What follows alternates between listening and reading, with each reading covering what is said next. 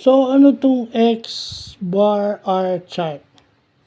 So, yung X bar R charts is yun daw yung ginagamit sa mga industries.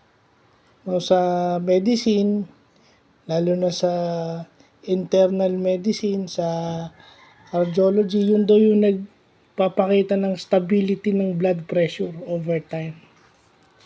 No? Sa call centers naman, yun naman yung customer call handling time. Yun yung pinapakita nun. Basta nagme-measure siya ng, nagpapakita siya ng process stability sa mga industries. So, may mga charts pala na ginagamit yan. So, maganda't nalalaman natin yan. Lalo na, yung sa call centers, sa mga customer service yan. Diyan pumapasok yan.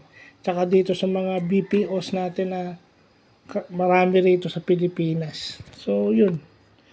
Nalalaman natin yan.